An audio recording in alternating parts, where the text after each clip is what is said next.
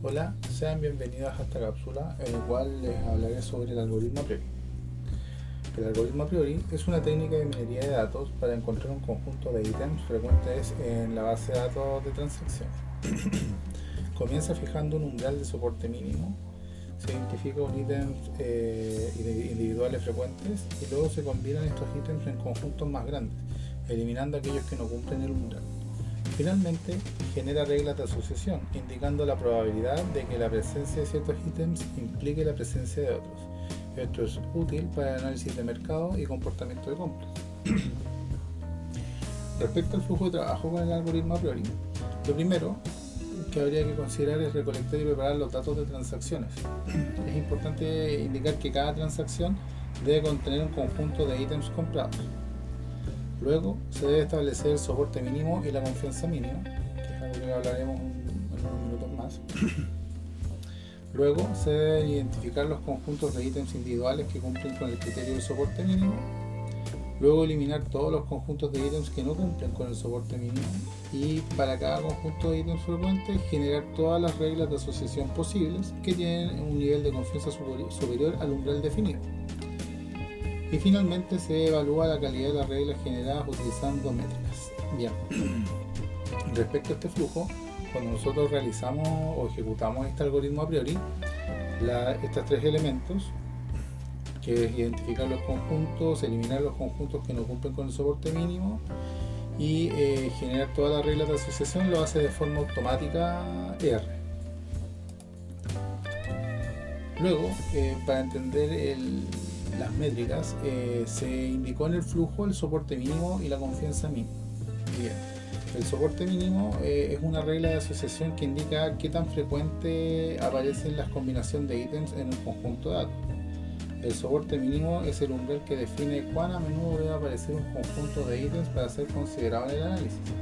El rango que tiene este soporte mínimo oscila entre el 0 y el 100%, pero en la práctica los valores suelen ser mucho menores, típicamente entre el 0,1 y 5%. Elegir un soporte mínimo muy bajo puede llevar a encontrar muchas reglas poco significativas, mientras que un valor muy alto puede omitir reglas que sean relevantes. También está la confianza mínima, que en el fondo mide qué tan a menudo los ítems del lado derecho de la regla aparecen en transacciones que contienen los ítems del lado izquierdo. La confianza mínima es el umbral mínimo que debe cumplir esta proporción para que esta regla sea considerada. Respecto a los rangos, al igual que el soporte, la confianza se mide entre 0 y 100% y los valores comunes para la confianza suelen estar entre el 40% y el 80%. Una confianza más baja puede generar reglas poco fiables, mientras que una muy alta puede resultar en muy pocas reglas. Entonces acá tenemos finalmente estos dos parámetros con los cuales nosotros vamos a ir trabajando. Volviendo un poco al flujo, entonces nosotros lo que tenemos que preocuparnos en tener un dataset que esté en modo de transacciones. Ya vamos a ver un poco al respecto. Establecer este soporte mínimo y la confianza mínima, y desde este punto R empieza a ayudarnos a generar las famosas reglas para poder ver las interacciones que tienen los productos a base del histórico de las transacciones. También respecto a las métricas, para poder validar este algoritmo, está support, que indica la proporción de todas las transacciones en el conjunto de datos que contiene un determinado conjunto de ítems. Esta es una medida de la frecuencia o la popularidad de un conjunto de ítems. Confidence, que mide la probabilidad de encontrar el conjunto de ítems en el consecuente, que en el fondo es el lado derecho. Ahí vamos a ver esa separación respecto al antecedente. Básicamente, cuando hablamos del antecedente y el consecuente, es que si nosotros tenemos un producto, por ejemplo pan, que lo vamos a poner en el lado izquierdo del comparativo, vamos a poner pan acá, ese es el antecedente, y el consecuente es qué producto se compra cuando ya se tiene seleccionado el pan. Y ahí entonces vamos a tener siempre uno o varios productos en el lado izquierdo, que son los antecedentes, y un producto en el lado del consecuente. Coverage, que representa la proporción de transacciones que contienen el antecedente de la regla. indica cuán común es el antecedente en el conjunto de los datos. Leaf, que evalúa la fuerza de una regla comparando la frecuencia con la que el antecedente y el consecuente de la regla ocurren junto con la frecuencia esperada, si fueran independientes. Un leaf mayor que 1 indica una asociación positiva. Y count, que es el número total de transacciones en las que aparecen junto a los ítems especificados en la regla. Entonces nosotros, cuando tengamos estas reglas de asociación, nosotros vamos a poder ir revisando o poder ir generando nuestra tabla de frecuencia o tablas de prioridades a base de estas métricas.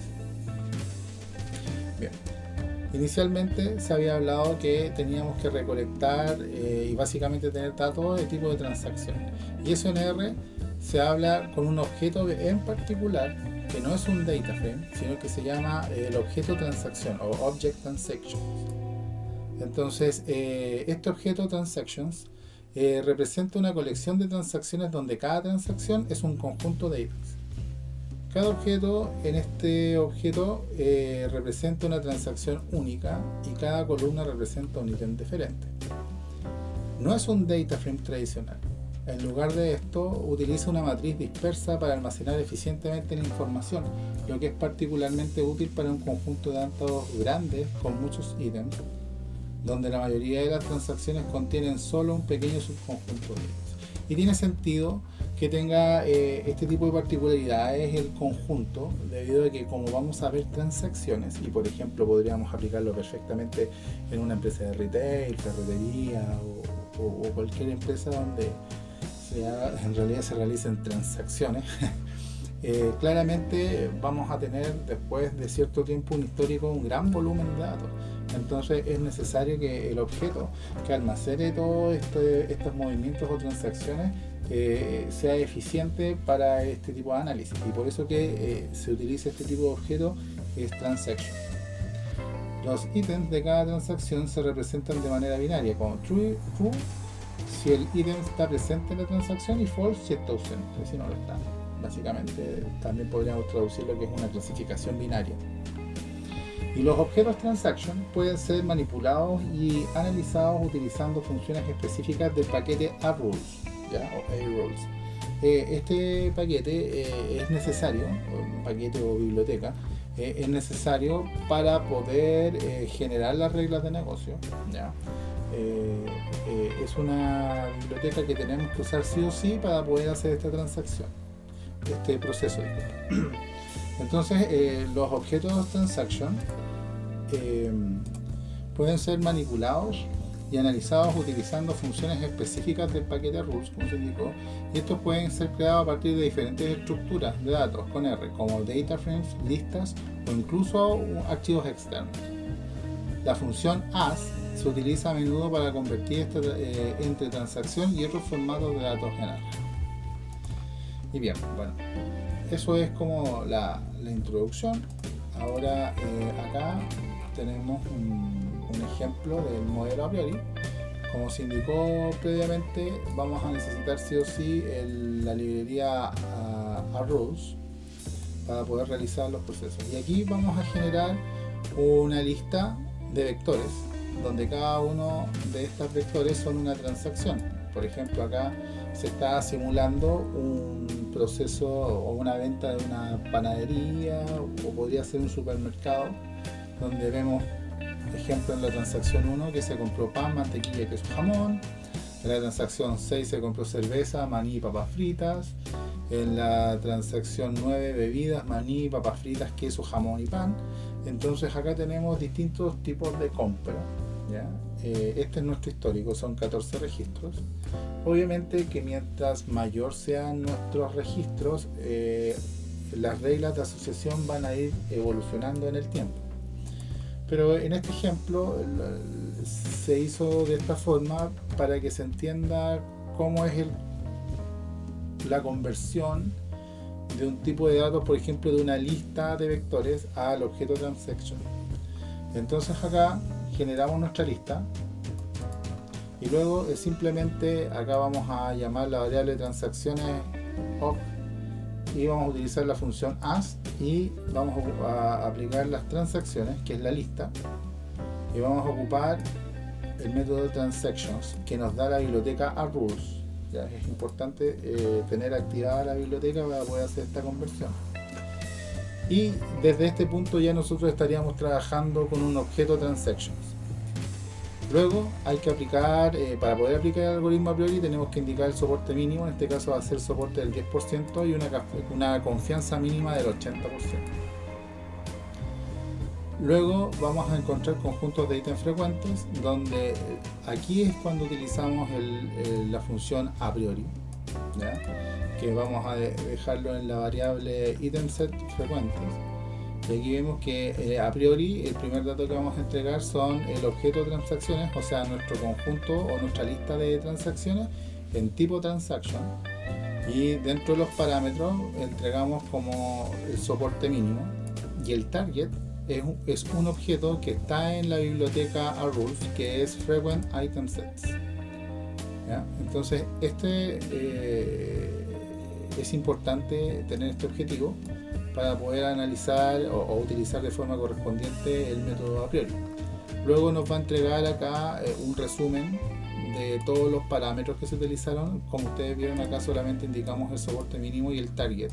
Entonces por eso que aparece, por ejemplo, en confidence NA porque no se indicó, el valor mínimo sí se indicó, 0.1, ¿cierto? Que es el soporte mínimo. Y así otros parámetros internos. ¿Esto qué nos quiere indicar? Que nosotros podemos ir modificando las instrucciones dentro de a priori para poder ir optimizando. Luego vamos a generar las reglas de asociación, que es llamar a priori nuevamente a la transacción objetos, pero acá los parámetros van a ser el soporte mínimo y la confianza. A diferencia de acá de la frecuencia de los ítems, que esto es básicamente lo que trae el módulo rules y busca la frecuencia. O sea, acá estamos generando el conjunto de las frecuencias y aquí estamos generando las reglas de asociación. Y luego utilizamos la función inspect, donde vamos a ingresar las reglas, ¿ya? Y vamos a, en este caso se ordenaron bajo el criterio de coverage, que para recordarles acá, en el fondo coverage representa la proporción de transacciones que contienen el antecedente de la regla, aun cuán común, indica cuán común es el antecedente en el conjunto de datos. Entonces acá podemos ver que acá ya estamos viendo las métricas, donde tenemos los datos en el lado izquierdo, por ejemplo pan, que sería el antecedente, y aquí tenemos el consecuente, que sería queso. Y por ejemplo nos indica que en este caso pan, o sea, se compra queso cuando hay pan el 88% de las veces, ¿ya? Y esto pertenece al 64% de las transacciones que tiene el conjunto de datos. Aquí aparece queso y jamón, donde tenemos entonces nuestro antecedente queso y el consecuente jamón efectivamente también tiene una alta tasa del 0.87 y este tipo de transacción se refleja en casi la mitad de las ventas que tenemos. Recordemos que todo parte de acá, entonces claramente muchas de las compras, por ejemplo acá se forzó una compra reiterada de pan, queso y jamón, entonces más del 50% de estas transacciones son pan, queso y jamón. Entonces por eso que tenemos estos índices en coverage. También acá en confidence, por ejemplo, tenemos uno con 1, que quiere decir que cuando yo compro jamón, en el 100% de los casos se compra queso. Eso quiere decir que, por ejemplo, podríamos tomar una decisión para marketing, en que en el jamón nosotros podríamos ir haciendo promociones con queso, y de hecho también tiene al 100% el jamón con el pan. Y podemos ver que en realidad estas ventas o estos productos están en el 50% de las transacciones. Entonces no es un mal indicador para nada. Pero, por ejemplo, acá podemos tener la mantequilla y el queso, que cada vez que se compra mantequilla, efectivamente se compra queso, pero la participación en las transacciones es de un 0,14, que es un poco menor. Entonces, aunque podríamos considerarlo, en realidad no es el fuerte en las ventas, entonces no debería ser la principal. Bueno, va a depender del tipo de problema de negocio que estemos tratando de solucionar, pero de forma directa no sería la primera interacción que considerarías para apostar el presupuesto de marketing, ¿ya?, en este tipo de productos. Acá también es algo interesante ver, por ejemplo, que tenemos jamón, y que no tan solamente los antecedentes son un único valor, sino que, por ejemplo, aquí tengo jamón y queso. Y cuando se compra jamón y queso juntos, tenemos el pan, sí o sí, siempre se compra. Y aparece el 50% de los casos.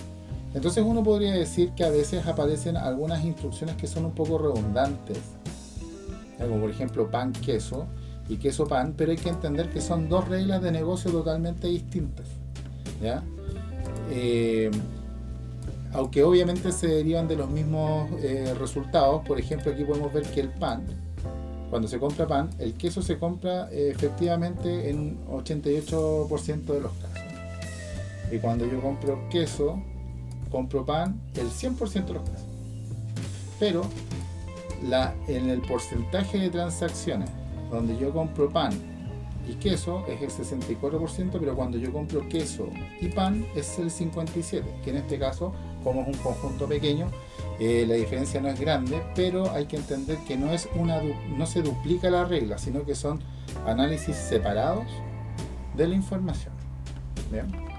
Y en el fondo, bueno, acá se indicó que mostraran los primeros 15 resultados. Uno lo puede ajustar, puede dejar un top 5 o puede ir modificando estos valores. También acá, dentro de lo que es modificable en el método a priori, el soporte mínimo también uno puede ir modificándolo, o la confianza mínima. A lo mejor el 80% es muy conservador, podríamos bajar a un 0,60. Podríamos tener otro tipo de interacciones, otro tipo de reglas de negocio, pero básicamente ese es el funcionamiento del método a priori. Muy bien, muchachos, eso es todo por la cápsula. Que estén bien, nos vemos en clases.